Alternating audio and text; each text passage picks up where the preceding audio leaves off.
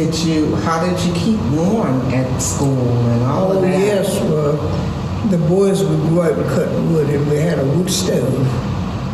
And one of them would get there early in the morning and get the fire started before we got there. And when the fire would go down low, one of them would get up and put another piece of wood in the stove, and we kept warm like that, and we had to get water from a spring. The boys would go and get buckets of water, and we had a big dipper handle. That's the way we had to school. And when recess came, there was nothing much to play with, but I loved volleyball.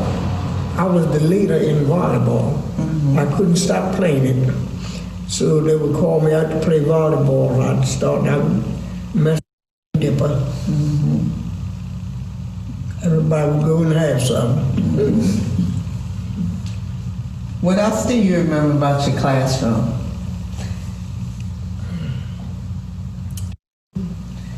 But I enjoyed school.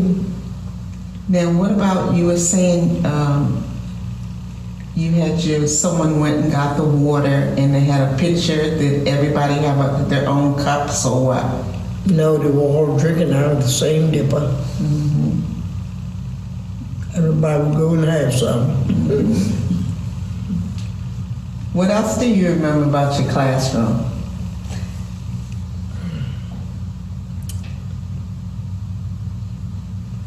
Oh, they would call on different ones to speak poems and open the school in the morning. And sometime I would, and against others would. We were in my lower class. I'm not talking about the high children, but when we were in the first to I'd say the fourth grade. We would learn, and then the teacher would give us poems to carry home to read, to learn, and I'd learn mine before I left school. Do you remember any of those poems? I remember the songs that we sang for different holidays. Oh, can you sing a song? They gave us Columbus, Halloween, Thanksgiving, and of course Christmas. Yeah, I'd sing you one. I'd sing them all. All right. Just a little bit of it. Now the first one was Columbus. Once Columbus, mighty captain, sailed the seas in days of old, over storm and dreary waters, with his ship his sailors bold. Day and night his lone watch keeping, hark when weary days had passed, land he heard the sailors crying, land before us, land at last. That was Columbus. Well, the next one was what? Halloween. I didn't like that one, but I'll sing it. It's Halloween, it's Halloween. Tonight the strangest things are seen. Perhaps the witch will go riding by upon her broomstick through the sky. Tonight all cats are very black. The tails stand up, they arch their back. Hoot owls cry to hoot to hoot. You can't see me, but I can see you.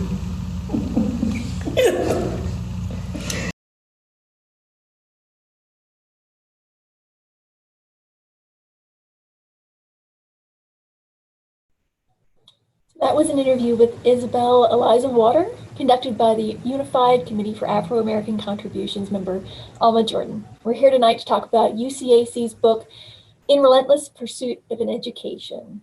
And many thanks to our partners in this program, the NAACP of St. Mary's County, the Unified Committee for Afro-American Contributions, and Historic Southerly. I'm Amy Ford with the St. Mary's County Library. So thank you so much for joining us today. Well, I'd like to recognize Meredith Taylor, who was one of the 7 editors of this book. She is Professor Emerita of Theater and Dance at St. Mary's College of Maryland and a former president of the Unified Committee for Afro-American Contributions. She is currently a member of the History and Research Committee. So she's written plays and video documentaries based on local history and recently published Listening In, Echoes and Artifacts from Maryland's Mother County. So Meredith, can you tell us, how did this book come about? Thank you, Amy. I would say that it really started with our starting to collect oral histories. UCAC started collecting oral histories of African-American elders in the county in 1996. And we continue to, in fact, to do so. And our collections are in St. Mary's College's Slackwater collection and in the Southern Maryland Study Center. And then in 2002, we had the opportunity to participate in a multi-county exhibit on African-American schools during the century of segregation. And we had a federal grant to do that, Institute of Museum and Library Services, and worked with Jefferson Patterson Park and Museum Services. And our particular county exhibit was called Remember the Past and Look to the Future. And as a matter of fact, it opened in the brand new Lexington Park Library. So it was a very exciting event. And then the exhibit traveled around the county. It went to St. Mary's College, it went to Great Mills High School, it went to SMECO, some of the SMECO offices, and ended up, right now, you can see it at the U.S. Colored Troops Interpretive Center in Lancaster Park in Lexington Park. And so we had done this wonderful exhibit, and there were basically 7 of us who ended up being the editors, and we thought, why not take the next step and do a book? I think the first instigator of that might have been Janice Walthauer, but in any case, we were all very enthusiastic, and we dug in, did a lot of work. We fundraised so that we could publish the book. We did a lot more research, background research. We did more interviews, talked to a lot of people, and collected family photos and as many historical photos as we could. We worked a lot with reaching out to the community. And we also had some really wonderful, we had a lot of wonderful volunteers. Just to mention a few, Carol Moody, there are 2 Carols. Carol Moody put us in touch with really important documents at the Historical Society, the County Historical Society, and in particular the school board records, and they were tremendously important. We have these wonderful petitions from parents of children right after the Civil War, asking for schools, asking for funding, and we have included at least one of those in the book. And then Carol Lock-Endy did a tremendous amount of research on the school buildings. But then they moved away, so she is not listed as an editor. And Janet Hogard at St. Mary's College was a volunteer proofreader and copy editor. So we are beholden to a lot of people. Also, the book incorporates the work of, I think, 22 interviewers and over 50 interviewees. So it's drawn from a lot of interviews. And so it's wonderful that we were able to collect these stories, and we still have a lot of the people with us, but at least those who may have passed on, we still have their words captured so that we can learn from them. I think that the key here, and it's why we named our book In Relentless Pursuit of an Education, is that they believed, I believe, at the time, that education was the key to moving to progress, to moving forward. And that desire for education, that desire to move forward and progress, was sustained for the next almost century. So we've managed to capture some of the stories, and there are many more that we lost. But I'm just thrilled that we are able to bring attention to the book again, and that the library has digitized it so it is available anywhere in the world. And I guess that's all I have to say. And I'm eager to hear more from some of my old friends and colleagues that I don't see every day. So thank you for the opportunity. Well, thank you.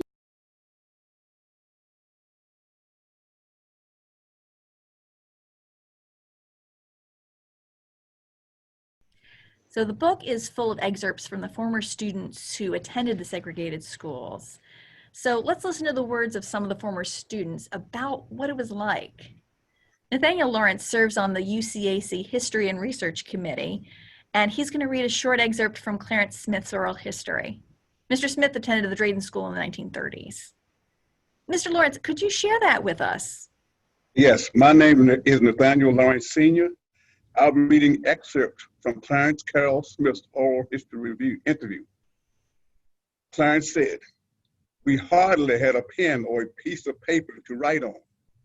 A lot of the time, parents couldn't afford to buy composition books and pencils and stuff kids should have in school. Sometimes some of the parents would, buy pencils. I think they paid a penny or 2 cents for them. Of course, they would buy 2 or 3 extras so a kid that didn't have one would have a pencil.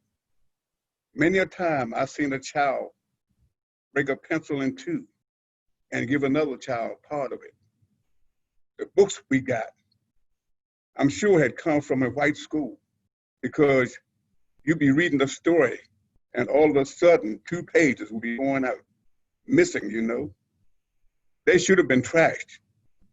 It was kind of frustrating when you read a story in a book and got almost to the end and those pages were gone, because then you were running around hoping there was another book in there that had those pages left. The teachers, they shared what little bit they got. The community couldn't afford it. The community as a whole was just surviving themselves. Well, it wasn't bad.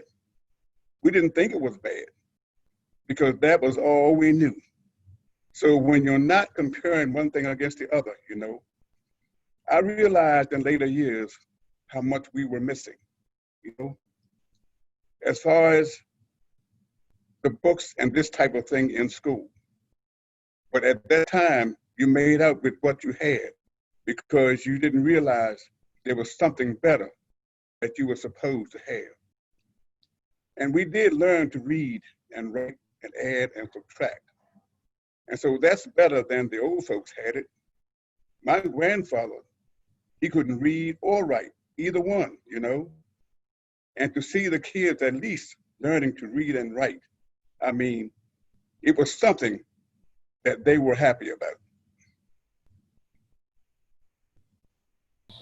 And so Jeanette Pettit, another member of the UCAC History and Research Committee, is here with us today. And so she's going to share a few excerpts of oral histories from the teachers who, during segregation, faced overcrowded one-room classrooms, and they had students from the 1st through the 7th grades. So these were very dedicated, very hardworking teachers. Jeanette, can you share a few of those stories with us? Yes, I can. Thank you, Amy. Paul Thompson Fury taught in Charles and St. Mary's County one-room schools. Quote, "In the one-room school, you might have 40 kids with a seat about 2 feet wide, a big one here and a big one here, and a little one in the middle. There was a big old wood stove and the wood pile in the corner. Some of the boys sat on the wood pile and worked. I'd stop on the way to school and get some bones or some kind of meat at the store, get some water and make some stew for the students. And the schools, they would mix white and black, and the whites would have a nice school, and we'd have a terrible old school, an old shanty school. So it hadn't been so easy for us, but you might as well grin and bear it. So we went on, had the best we could with what we had. End of quote.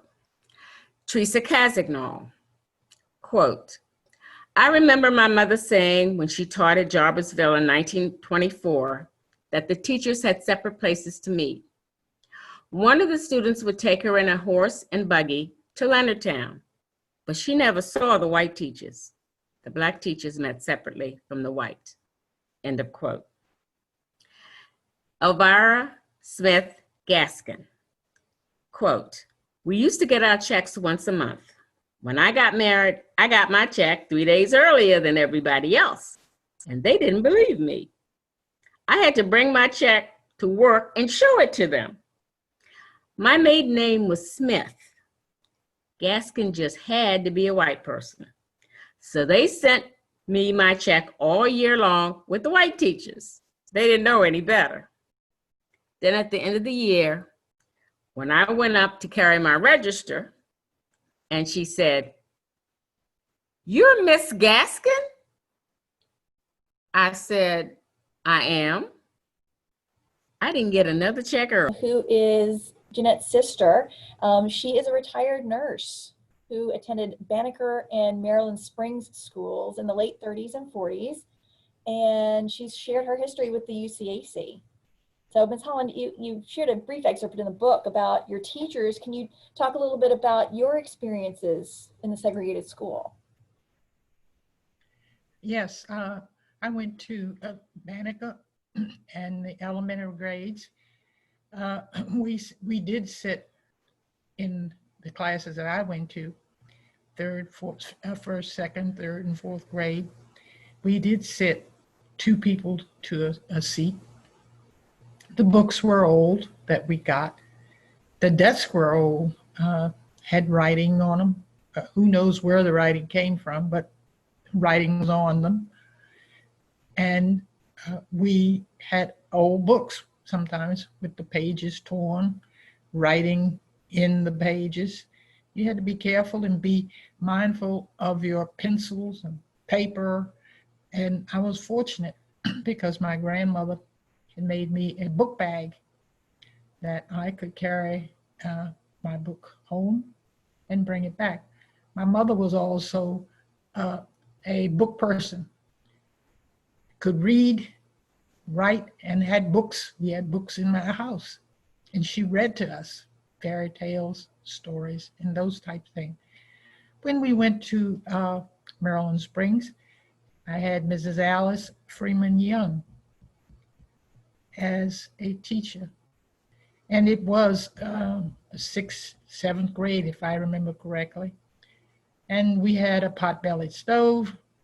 She fixed food for us, the young men, and the Mr. Somerville, Mr. Bernard Somerville, they got wood for the stove. We had an outdoor toilet because there were no indoor toilets. The building, I guess, had been built by people in the neighborhood of Loveville. And right now, when you pass by the road, I see what looks like, or what used to be, the access to that building. Of course, it no longer exists.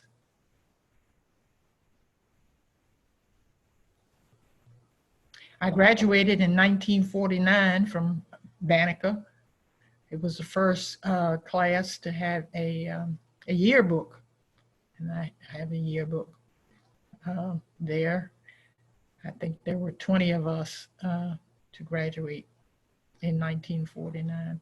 Of course, we were all black, colored, whatever we were called at that particular time.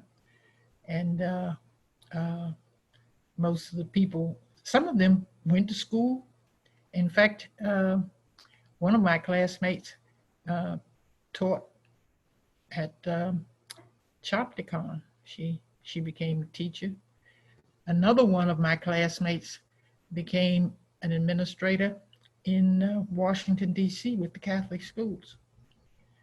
And another one in Charles County. Some of the people really, they went to college and they got college degrees and they taught in the system. I'm going to go ahead and introduce Alonzo Gaskin. He was a member of the first class to fully integrate Great Mills High School at the end of the segregated system. So Alonzo, can you tell us a little bit what that was like for you? There's a quote on the back cover of the book. Actually, do you mind reading that for us? And then you can talk a little bit more about what you mean by that quote. And the quote reads, "If you don't know your history, you're destined to live it again. People made great sacrifices for this country to be where it is today. And it is a universal sacrifice on both sides of the fence. But unfortunately, our history has reflected more of one side than the other. People need to understand the contributions that have been made to make this country what it is." And when I wrote that and going back and reading through this, you know, the Niagara movement, which led to the NAACP, was a movement of both African American people and Europeans. And they've moved the system steadily forward. But for reasons of racial bias or whatever there might be, we've only reflected one portion of the American story, one side of it.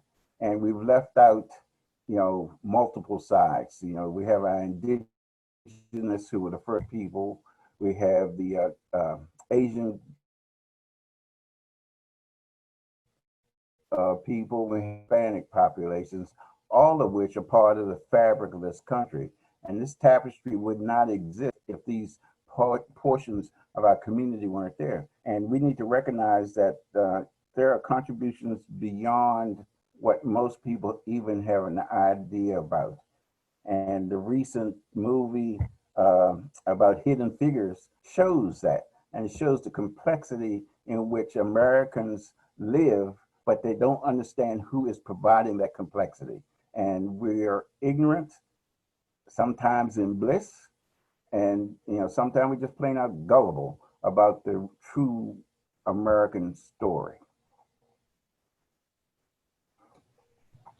Thank you for reading that out. And so some of those hidden figures, I think, might be your mother and your grandmother, who were both teachers. Can you tell us a little bit about them as teachers and your experience having parents and grandparents that were teachers? My grandmother wasn't a teacher. She was the head of the cafeteria at Carver Elementary School and Carver High School. My mom was a teacher, and my mom fulfilled my grandmother's wish to become a teacher, because my great-grandparents, my grandmother's parents, used to house teachers in St. Mary's County who taught at Cardinal Gibbons Institute. And my mom came along at the time where these teachers were always in the house, and they were always teaching her from a very, very young age on. And when my mom got to the point of needing to go to high school, there was no high school in St. Mary's County for her to go to. So she ended up in Charles County at Pamunkey High School, and then went on to Bowie Normal. From Bowie Normal, she graduated from Morgan State, and she had a number of different degrees. But education has always been a pivotal thing, was a pivotal thing in our house. My father didn't have a high school education, and he came from Florida. So the one thing that they instilled in all of us, you have to do better than we did. We're working now so that you can have a future that we couldn't have. And we've all turned out pretty well. I would say that my brothers and sisters are, we're all good. We have no harms, no fouls, no nothing. We're good. And it's all because of that constant drumbeat for education. What else can you tell us about your experience going to one of the first desegregated schools, being one of that pioneer generation that Mr. Lowen talks about. Oh, it was quite interesting the first year. The one thing about being in a segregated school is everybody knows who you are. And it's not like you can get away with doing something. And, you know, when you did something, teachers told you up front why they were disciplining you and what it meant for you in the long term that you not do certain things. When we went to Great Mills High School, there really wasn't that care and concern there coming from the teaching staff. You know, you were a number, and unfortunately, you were a number that was associated with a color. You know, you weren't associated with content or character, and you just moved your way through. But as time went on, you got to know people, and people got to know you. But you could very easily tell which teachers were in tune with working with you and helping you, and which ones weren't. And when we graduated in 1969, I think we were almost 300 strong as a school.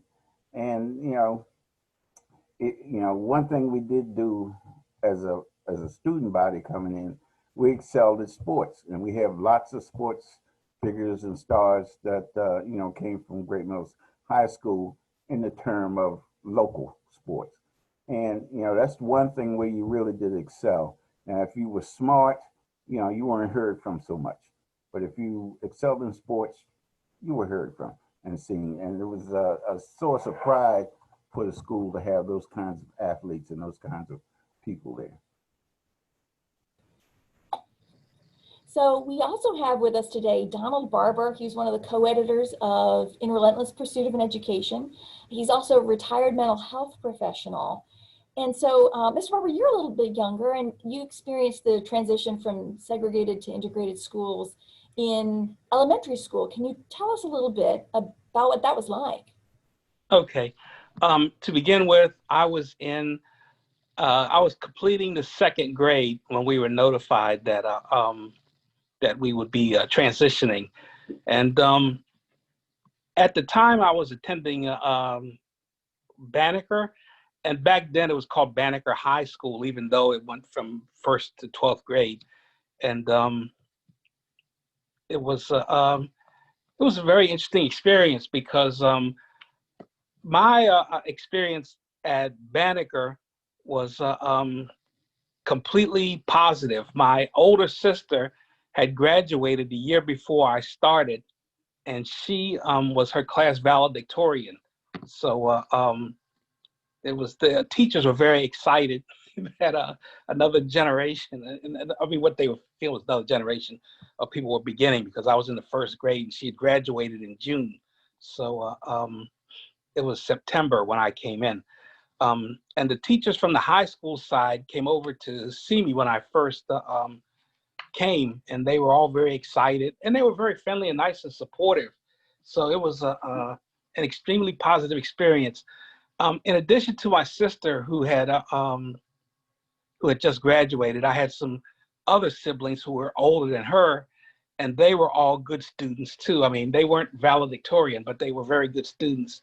So the teacher that I had been like the 1st grade or elementary teacher for all of them. So she was an older teacher by the time I came along, but she had taught my older brothers and sisters, and she had a pretty good feeling for the family dynamics. So she and the other teachers were just extremely supportive. So I had a very positive experience. Now, the downside to attending a segregated school is we have very poor material resources. In other words, younger elementary school children are very rough on books. They sling them around. They're not careful with them. So we had actually basically no books when I came in. We didn't have any textbooks. The teacher would do, I don't know if you remember mimeographs, but they would run off copies of things, and that's what we worked from. And they also did a lot of writing on the blackboard. So they would write on the blackboard, and then we would copy it on paper, and then it would be our assignments, and you just fill in the rest. So I was beginning my education experience with a lack of books.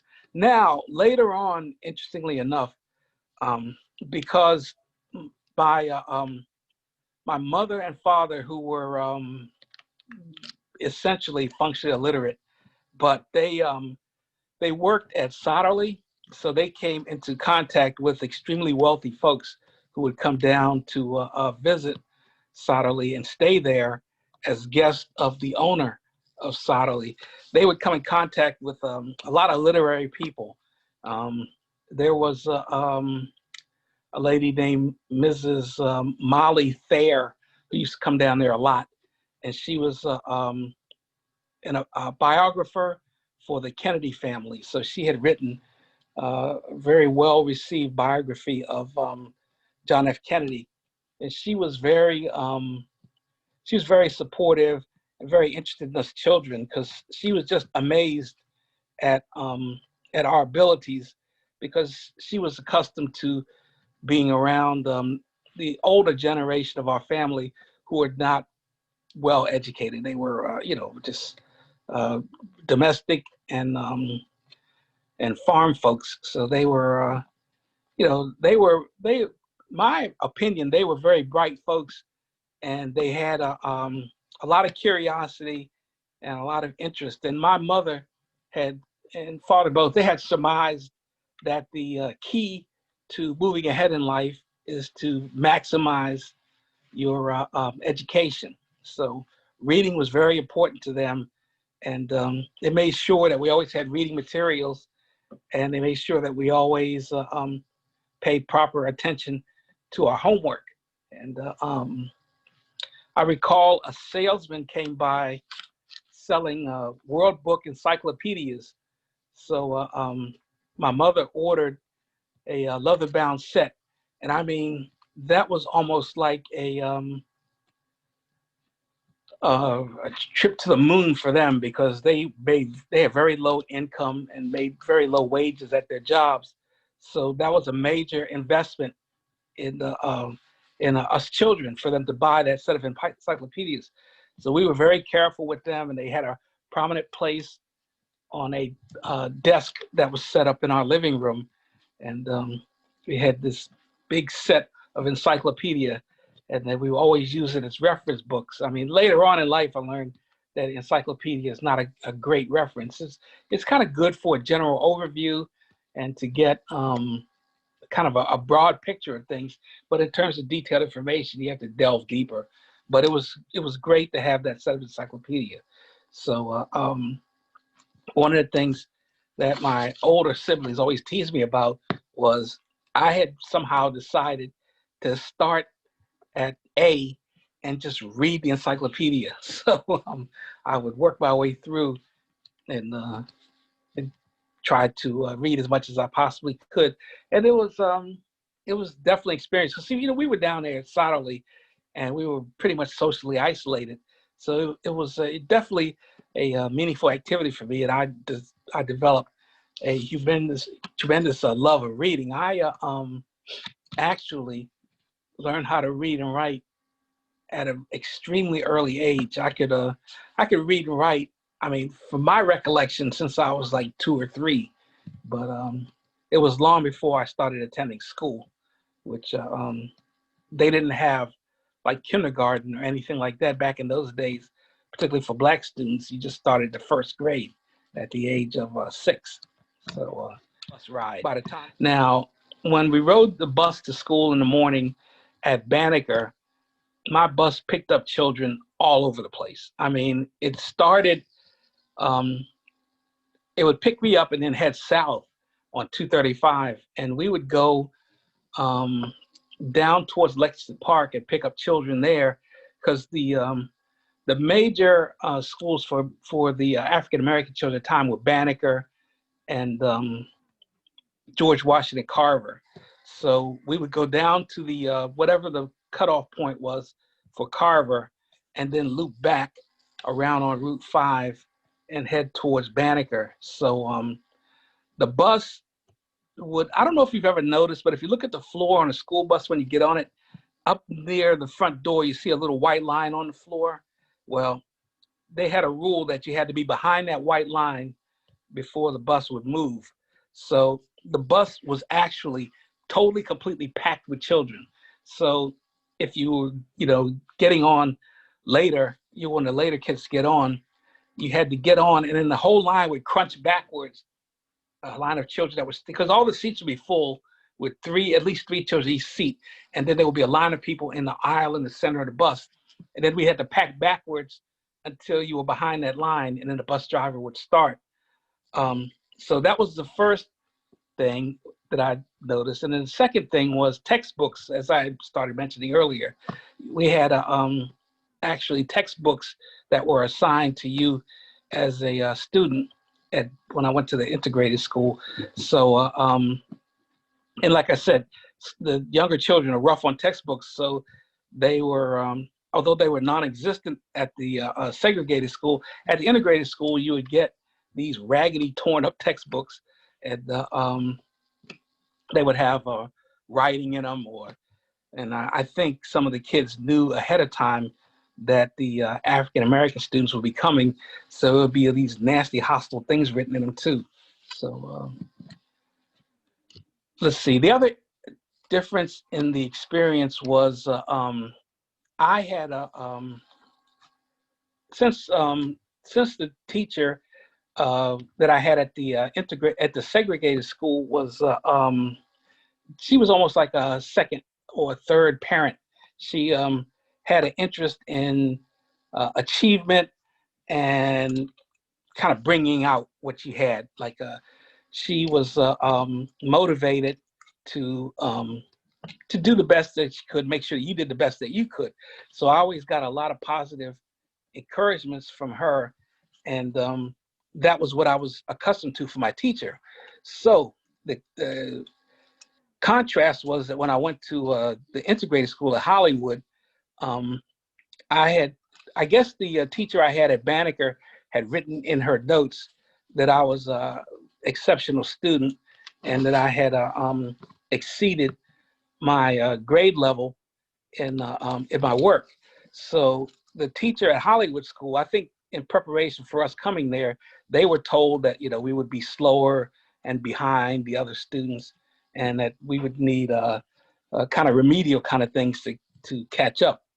And I didn't need any of that. So my teacher at at Hollywood School seemed to take that as a personal challenge, because she had given me a work assignment on a mimeograph sheet. It was real basic math problems. It was like, 1 + 2 and things like, it was like single digit addition and subtraction. So I had been doing that stuff for years. So I blew through it in a matter of minutes. And then I went back and checked all my answers, because, you could do it in reverse to check the answers. So I went back and did it and checked all the answers. So then I went through and wrote 100% on it, which in my young lack of attention to detail, I had actually written one question twice instead of 2 times. And she went through it with a fine-tooth comb, because it was just a bunch of busy work to me, and located the one I had screwed up on. And then she called me up in front of the class and told me that that I had cheated on the test, and that it was that she didn't like my attitude, and that I would be lucky. That she told me that all white students were bright, or brilliant was her word, and that I would have a hard time keeping up, and I should feel fortunate to be able to be in there. And God works in strange ways, because the funny thing before that, they have to excuse me, is I had just watched a child pick her nose and eat it, and I was horrified. So when she was telling me how brilliant they were, all I could think was that person eating that booger, and I was like, ugh. So it was kind of funny, but So I took it as a challenge. You know, this way that was, because I mean, I always saw school as a challenge. You just try to excel. So, you know, if she was going to prove me wrong, I was going to prove her wrong. So I just did the best I could. And she would give me just tons of busy work to do. Well, what I call busy work, because I had already done that work at an earlier age. So it was like that simple addition and subtraction. I could do that stuff in my sleep. So I would just buzz right through it. And, she kept pouring it on. So she kept pouring it on and I kept cranking it out. So like I said, my biggest difference was losing the support of the teacher, because the teacher then became like, I don't want to say an enemy, but she wasn't somebody that I saw as a positive factor in my life. She was a negative. She was something I had to overcome. So then, of course, I was a person that accepted challenges. So if I had to overcome her, I was going to overcome her. So I just poured more effort into my work.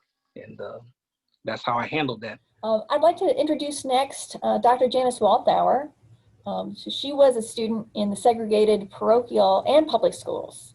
And then she became a principal in the integrated schools. And so she's got a lot to share with us about her experiences as a student, as a teacher, also as an administrator. And then she's also, of course, well known to many of us as a community activist. So a lot of us know about her leadership as the president of the local NAACP. She is also the former president of the UCAC, and she is a current member of the St. Mary's County Library Board. So she's a longtime leader of the NAACP Education Committee, and she's a co-editor of this book, In Relentless Pursuit of an Education. So Janice, you have a huge lifetime of involvement in education in St. Mary's County. So what can you tell us about all of those perspectives? Yes, thank you, Amy. And thanks to the library for putting this program on. It's a wonderful experience for the community. Well, my saga actually begins in this relentless pursuit. It started for me in 1952 when I attended first grade at St. Peter Claver Elementary School. It was a segregated Catholic school that Alonzo talks about, because on that campus was also the first high school for African Americans, Cardinal Gibbons Institute, the first high school in St. Mary's County. And it was run by the Oblate Sisters of Providence, who happened to be the first African women of descent to start an order. And they were out of Baltimore, so they sent teachers, nuns, to St. Peter Claver to teach. So I went to that school, and you heard someone mention there was no running water. We actually had to go to the outdoor toilets. And when you wanted a drink of water after recess, all they had a pump, and you had to pump, and people stood with their cups to drink water. And so that was the experience that we were having there. And so the school actually, again, had on the same campus this wonderful institute called Cardinal Gibbons Institute. And it was modeled after Tuskegee Institute. And you'll see it in the book, you know, those that have read the book or will be reading it. And it was modeled after Tuskegee, because at that time in St. Mary's County, the the land had been drained of the nutrients, and people were trying to figure out how to improve the land and the agriculture. So they started this institute, and it was started by the Jesuit priests. And George Washington Carver, I guess you know Booker T. Washington is very instrumental in getting Tuskegee started. And George Washington Carver, the famous scientist, African-American scientist, was also an instructor there at Tuskegee, but he actually did visit Cardinal Gibbons Institute. So it has a lot of history. The school has a lot of history, and so does the church. It is connected all with St. Peter Claver Catholic Church in St. Indigo's, Maryland, which is a predominantly African-American church. There's history there too of why the church started. But the school was very important. And it was actually, when it was built as a fallout shelter for the community. But once segregation ended and desegregation set in, the school no longer operated, and the students actually went to the white schools, to Great Mills. Most of them did go there. But the school was actually torn down. The Cardinal Gibbons Institute was torn down. St. Peter Claver is still there. And I had one of the members of the church, and whose children went to the school. Her family, her sisters, brothers went to that school. She says she lives in the area. She went to work one day, and the school was there. She came back home, it was gone. So the community, of course, they were in an uproar. They were very upset about that. Nobody had consulted them about tearing down this monument or this historical building with so much history for African Americans. So one of the nuns challenged them, one of their former nuns challenged them to build a monument to the Institute. So there is one there on that property in St. Inigo's, right across from the church. And they had a dedication to bring everyone together to remember, all that had transpired and happened in that school. So for that dedication, I wrote a poem called Black Institutes. And it is in the book also. So I'm going to share a little bit of that before I continue my experiences. And because it just means so much in terms of this relentless pursuit and how much education did mean to African Americans. Black Institutes, walls torn down, buildings, structures destroyed, demolished, ruins whisked away. The spirit of heritage lurking, no place to nurture young Black hearts, souls, minds.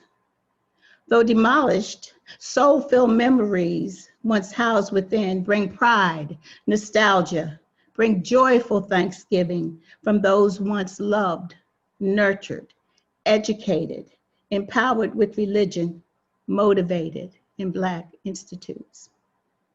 Let not those memories be whisked away like these structures designed to create success. Build monuments within that reflect heritage, that create vision. Build monuments that sing praises of love, encouragement to ourselves. Build monuments that solidify dignity, self-esteem. Monuments that embrace the strength and unity of Black institutes.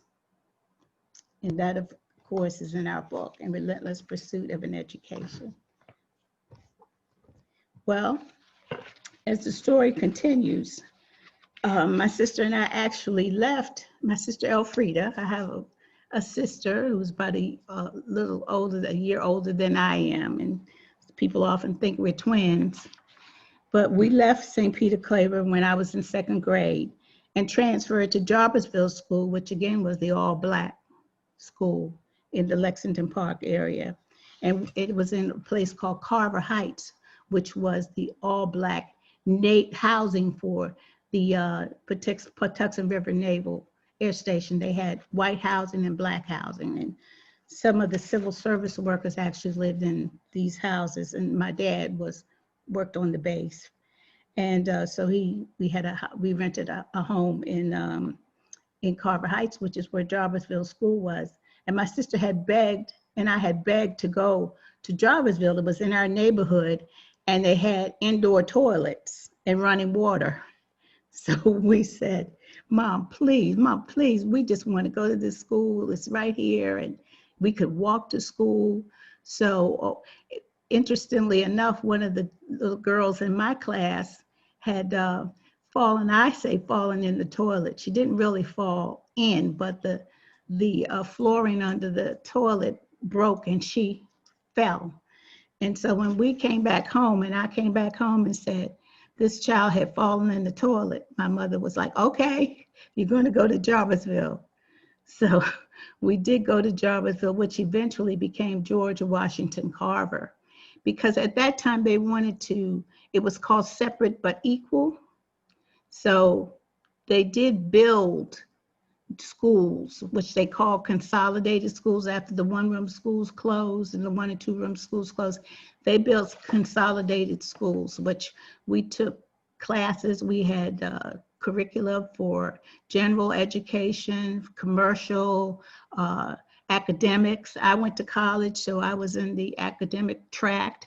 We had physics and trigonometry, and we had all those courses, chemistry, but of course we never had enough chemistry apparatus and equipment to do the full-fledged chemistry experiments that we needed to do. There was never enough. The books, as Evelyn said back then, were books that had been written in often, you know, the secondhand books. So that's where I actually graduated from George Washington Carver School. It was an elementary and high school in 1964. And that was just prior to about 3 years before the full integration or desegregation.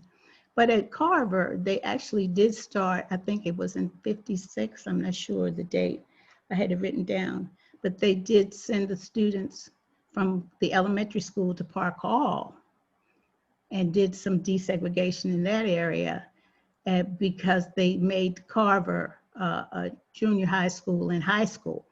So the elementary schools students did go to Park Hall, and my uncle Brent Thompson was the principal at Park Hall for a short stint of time.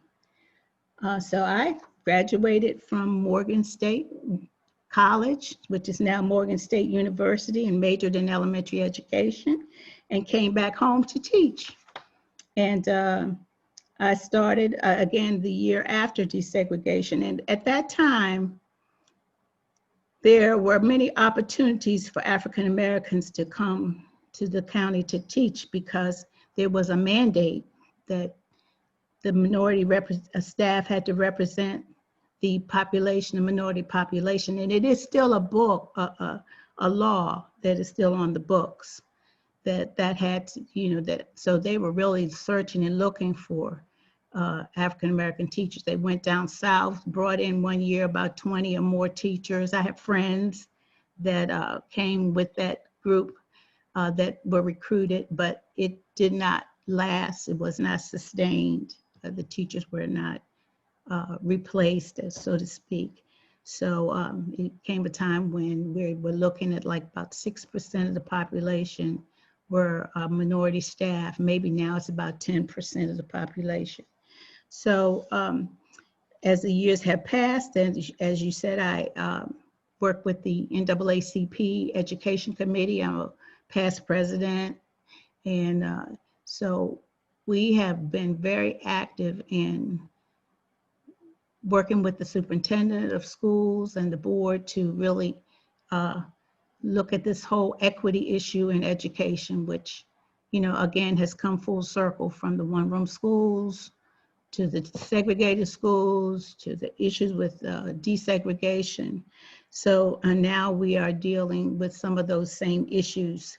And I think that we have, again, in our school system, we've had equity officers and diversity folks to come in to work with bringing in more teachers, looking at equity in academic achievement for African-American students, students of color, students with disabilities, but it has not been sustained, you know, so we really have been working to sustain positions or departments and offices that, you know, focus in on this problem. And, but now it's, once again, it is a mandate that there be an equity assurance policy in each school system. And I think in working with some students that have recently written a letter to the superintendent and board to re-educate St. Mary's County, and there was some issues that they had that have been, I'm sure, in their hearts and on their minds that we have had, everyone on this panel. Hopefully some of the folks reading the book can see that it still exists. So in support of this letter, the Education Committee and the NAACP actually started a petition to support re-educating and reforming education in St. Mary's County in the areas of staffing, academics, discipline, because there are issues there with student arrests. African-American students are twice as likely to be arrested in schools as white students. There are issues that have concerned us over the years, and we're working on them now. So I want to introduce you to two students, and one is no longer a student, but he's actively working on recruiting at St. Mary's College. And this is Harita Izara. She is one of the students that wrote the letter to the superintendent. I want her to talk about her letter. And then Roderick Lewis is an active member of the NAACP, and political action is his baby, I would say. So he helped to draft this petition to support the students. So I'm going to let Harita take it away to explain to you about this petition that will hopefully bring us full circle to looking at this relentless pursuit of education for African Americans. Hi, my name is Harita Iswara. I'm a junior at the George Washington University. I did my entire schooling in St. Mary's County, so I started elementary school at Hollywood Elementary, and I graduated from Leonardtown High School in 2018. It's been not that long, but it feels like a lifetime in between. Even though I haven't been here for the past 2 years, I'm at home currently, but I decided to get involved with writing this letter because, in the current times, we're really reevaluating our histories and reevaluating, what it means to stand together as a community. And I got involved because I'm passionate about history and I'm passionate about education.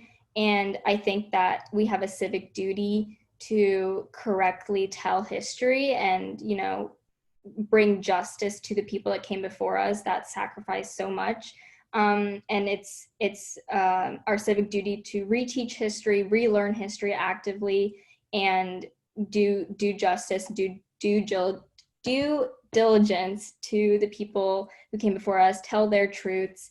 And also I just see it as a community need that we educate our students correctly and tell them the full truth, because it really changes your perspective going beyond your education. And I think, I took it upon myself when I was in high school and middle school to educate myself on a lot of things, and things that my peers weren't as educated about. And I was kind of looked at awkwardly because I was the only South Asian student in my graduating class.